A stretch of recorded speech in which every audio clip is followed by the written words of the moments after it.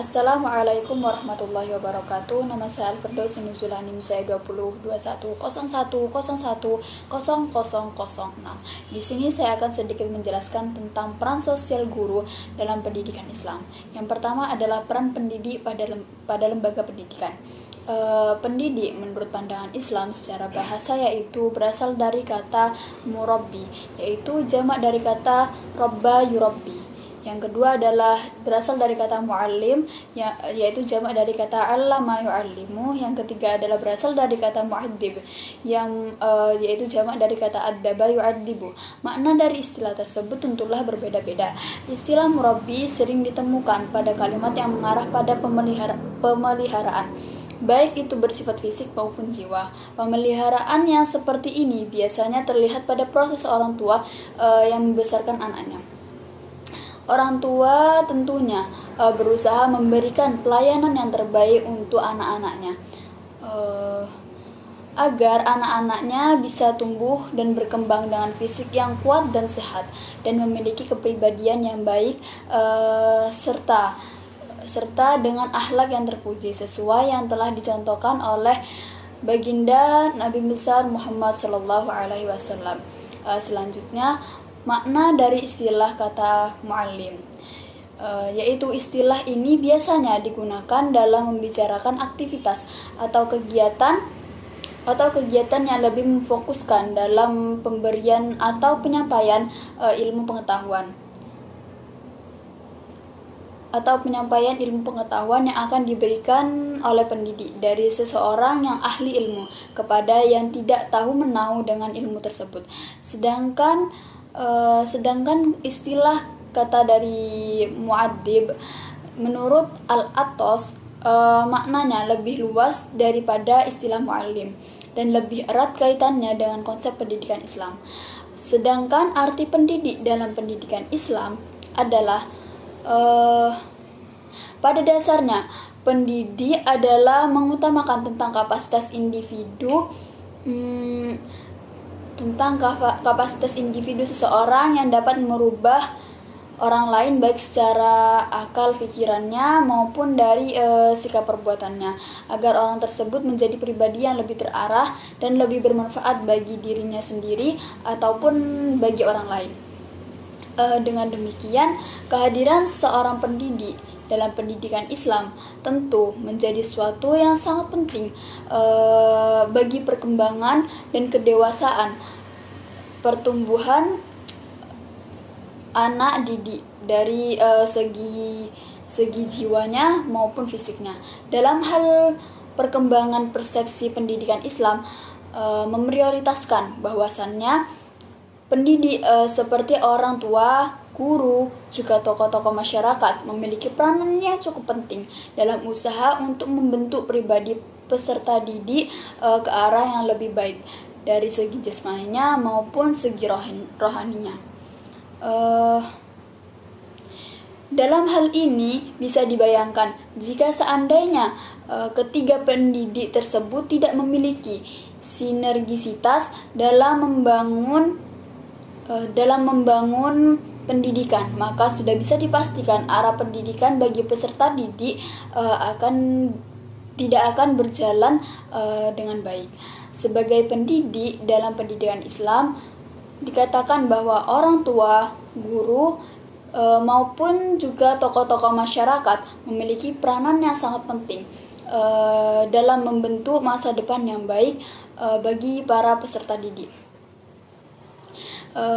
Dalam spekulatif keberadaan ketiga pendidik tersebut dapat dilihat dari berbagai segi aspek, seperti yang pertama aspek peran, yang kedua aspek tugas, yang ketiga adalah aspek tanggung jawab. Peranan orang tua dalam pendidikan Islam. Pada dasarnya, orang tua merupakan pendidik utama dan yang pertama bagi anak-anaknya. Bahkan dikatakan bahwa ibulah guru pertama bagi anaknya, karena dari orang tualah sang anak mulai menerima pendidikan. Bentuk awal pendidikan terdapat pada kehidupan keluarga. Dalam hal ini, orang tua yang dimaksud adalah ibu dan ayah. Mereka memiliki peran yang sangat penting dan sangat berpengaruh dalam perkembangan dan pertumbuhan sang buah hati.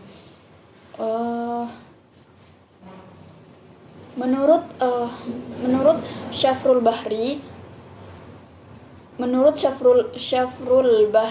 Jamroh, peran yang dimaksud adalah mulai dari usaha orang tua membiasakan ritual keagamaan, sehingga nilai-nilai keagamaan tersebut dapat ditanamkan dan diterapkan dalam diri sang anak. Kebiasaan orang tua dalam melakukan ibadah seperti sholat, mengaji, puasa, infak, sedekah, ataupun yang lainnya akan menjadi contoh bagi diri sang anak. Sehingga pada akhirnya orang tua akan mengantarkan setiap pribadi sang anak agar dapat mengetahui tentang segala kebaikan dan keburukan yang ada di dalam kehidupan, serta dapat memilih dan memilahnya, sekaligus dapat mengamalkannya dalam kehidupan sehari-hari. Peranan guru dalam pendidikan Islam. Guru dibentuk bukan hanya untuk memiliki seperangkat keterampilan khusus saja, tetapi juga memiliki fungsional untuk mendidik serta sikap yang profesional. Dengan demikian penerapan pengalaman calon guru harus lebih lama, paling cepatnya sekitar 1 tahun, agar mereka calon guru memperoleh kemajuan dan kelengkapan profesional yang matang dan mantap sebelum memasuki dalam dunia mengajar. Guru yang profesional, di samping ia ahli dalam bidang mengajar dan mendidik, ia juga harus memiliki otonomi dan rasa tanggung jawab yang tinggi dalam menjalankan profesinya sebagai guru. Yang dimaksud dengan otonomi di sini adalah suatu sikap yang profesional, yang disebut dengan sikap mandiri. Guru telah memiliki otonomi atau kemandirian yang dalam mengutarakan apa yang harus dikatakan berdasarkan keahlian yang ia miliki dan ia kuasai. Pada awalnya, seorang guru belum punya kebebasan otonomi.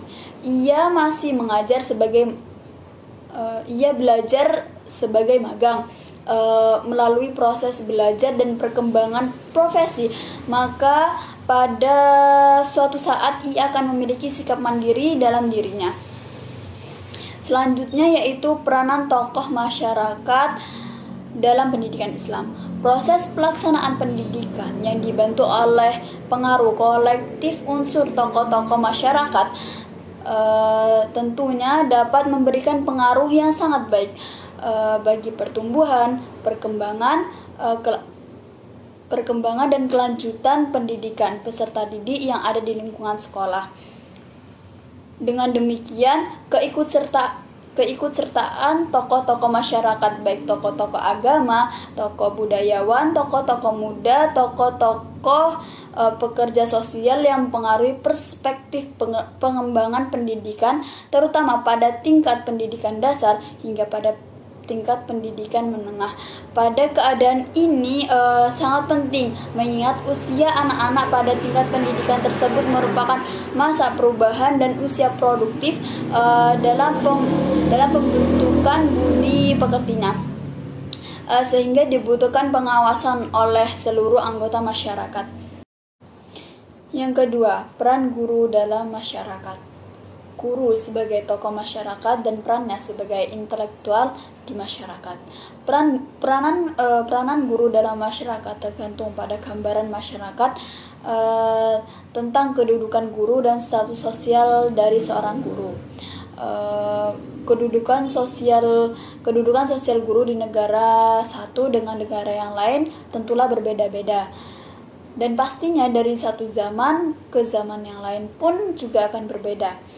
Jika di negara-negara maju, biasanya seorang guru ditempatkan pada posisi sosial yang tinggi atas peranan-peranannya yang sangat penting dalam proses mencerdaskan anak bangsa dan juga untuk mencerdaskan bangsa itu sendiri. Namun keadaan ini tentulah akan berbeda jauh dan jarang kita temui di negara-negara yang berkembang seperti di negara kita tercinta, yaitu Indonesia. Sebenarnya peranan itu juga tidak bisa terlepas dari kualitas pribadi yang dimiliki oleh guru itu sendiri, serta kompetensi mereka dalam melaksanakan pekerjaannya sebagai guru. Pada masyarakat yang paling menghargai guru pun akan sangat sulit untuk berperan banyak dalam mendapatkan kedudukan yang tinggi, kedudukan seorang guru di masyarakat, dan begitu pula dengan kedudukan sosial akan sangat sulit untuk mendapatkan kedudukan sosial yang tinggi jika seorang guru tidak memiliki keterampilan dan kompetensi yang baik dan ahli di bidangnya. Ia akan tersisihkan dari persaingan dengan guru-guru lainnya, apalagi guru-guru yang menjadi saingannya tersebut adalah guru yang memiliki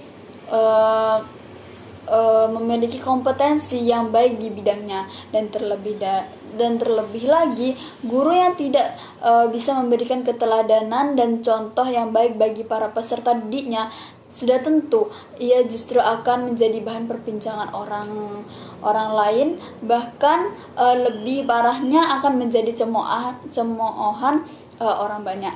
Jika di hadapan seorang muridnya, seorang guru harus bisa menjadi teladan dan contoh yang baik untuk peserta didiknya. Seorang guru pun dituntut hal yang sama di dalam berinteraksi dengan masyarakat dan sekitarnya.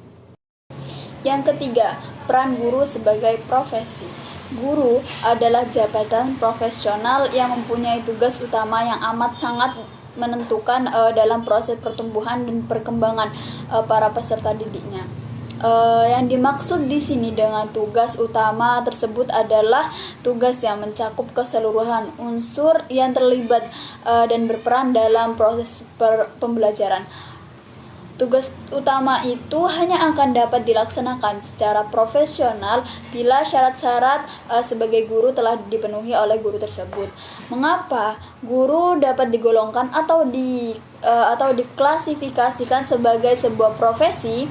Jawabannya, pekerjaan yang sifatnya profesional berbeda dengan pekerjaan lainnya karena suatu profesi memerlukan kemampuan dan keahlian yang khusus dalam melaksanakan pekerjaan atau profesinya. Profesi juga dapat diartikan sebagai suatu kedudukan atau suatu pekerjaan tertentu yang mengharuskan suatu pengetahuan dan keterampilan khusus yang didapat dari jenjang pendidikan akademis yang mendalam. Dengan demikian dapat disimpulkan bahwa profesi adalah suatu pekerjaan yang kedudukannya yang mengharuskan untuk memiliki keahlian tertentu. Artinya suatu pekerjaan atau kedudukan yang disebut profesi tidak dapat dipegang oleh sembarang orang. Tetapi pekerjaan atau jabatan yang dapat disebut sebagai profesi memerlukan persiapan melalui pendidikan dan pelatihan secara khusus. Profesi mengajar adalah suatu jabatan yang mempunyai suatu karakteristik. Karakteristik itulah yang menjadi pelengkap dalam mengajar atau keterampilan yang menggambarkan bahwa seseorang melakukan tugas mengajar, yaitu membimbing atau menuntun manusia. Guru adalah posisi yang strategis bagi penguatan dan pembelajaran suatu bangsa yang tidak mungkin tergantikan oleh unsur manapun dalam kehidupan sebuah bangsa sejak dahulu kala. Semakin bermaknanya keberadaan seorang guru bagi manusia dalam melaksanakan peran dan tugasnya, maka semakin terjamin pula terciptanya suatu keahlian dan terbangunnya sebuah kesiapan seseorang. Lalu bagaimana peran, hak, dan kewajiban guru menurut Undang-Undang Nomor 14 Tahun 2005 yang tentang guru dan dosen, serta menurut para ahli? Berdasarkan Undang-Undang Republik Indonesia Nomor 14 Tahun 2005 tentang guru dan dosen, Pasal 1. Guru adalah pendidik dan pengajar profesional dengan tugas utamanya yaitu mendidik, mengajar, membimbing, menuntun, mengarahkan, melatih, menilai, dan mengevaluasi para peserta didiknya. atau para siswanya pada pendidikan anak usia dini, jalur pendidikan formal, pendidikan dasar, dan pendidikan menengah. Sedangkan dosen adalah pendidik profesional dan ilmuwan dengan tugas utamanya sebagai memodifikasikan, mengembangkan, dan memperluas ilmu pengetahuan, teknologi, dan juga seni melalui suatu pendidikan, penelitian, dan pengabdian kepada masyarakat. Menurut Nur Jamaluddin, guru adalah pendidik, yaitu orang yang telah berusia dewasa yang mempunyai tanggung jawab untuk memberikan suatu bimbingan atau bantuan kepada anak didiknya dalam perkembangan fisik dan rohaninya, agar menciptakan kedewasaannya yang dapat dan mampu mandiri, dapat melaksanakan tugas-tugasnya sebagai makhluk Allah Subhanahu wa taala, sebagai khalifah di muka bumi ini, sebagai makhluk sosial, dan sebagai pribadi yang sanggup mandiri. Profesi seorang guru adalah jabatan profesional yang memiliki tugas utama dalam proses pembelajaran. Yang dimaksud di sini dengan tugas utama adalah tugas utama tersebut mencakup keseluruhan baik unsur proses pendidikan maupun peserta didiknya. Tugas utamanya itu hanya akan dapat dilaksanakan secara profesional jika syarat-syarat profesional yang ditetapkan telah dipenuhi. Adapun tugas guru sebagai profesi adalah sebagai berikut. Yang pertama, membantu atau menolong para peserta didik untuk mengembangkan seluruh keahlian yang dimilikinya, sehingga para peserta didik dapat tumbuh dan berkembang dengan baik, harmonis, dan sempurna. Yang kedua, membantu peserta didik dalam belajar, sehingga kemampuan intelektual peserta didik dapat tumbuh dan berkembang dengan menguasai beberapa ilmu pengetahuan, keterampilan, pengalaman, nilai, dan sikap. Nomor 3 yaitu menyampaikan atau memberikan berbagai ilmu pengetahuan yang telah guru kuasai kepada peserta didik dengan menggunakan pendekatan dan metodologi yang menarik, penuh dengan kreativitas, sehingga kekreativitasan para peserta didik juga akan tumbuh dan berkembang dengan baik juga. Yang keempat, menanamkan atau membekali para peserta didik berbagai nilai-nilai dalam diri peserta didik, sehingga dapat melekat dan tumbuh menjadi satu dengan perilaku peserta didik setiap harinya. Yang kelima, membangun karakter dan kepribadian peserta didik menjadi manusia yang memiliki sifat dan kepribadian tertentu yang diperlukan oleh masyarakat luas nantinya. Yang keenam, mengajar peserta didik bagaimana berhubungan yang baik dengan orang lain agar kelak ketika ia terjun di masyarakat dapat berinteraksi dengan baik dan disukai banyak masyarakat juga. Nomor 7, mengembangkan dan mengajarkan peserta didik menjadi orang yang berakhlak mulia agar kelak jika ia terjun di kalangan masyarakat dapat bersikap baik dan sopan. Sekian presentasi saya. Wassalamualaikum warahmatullahi wabarakatuh.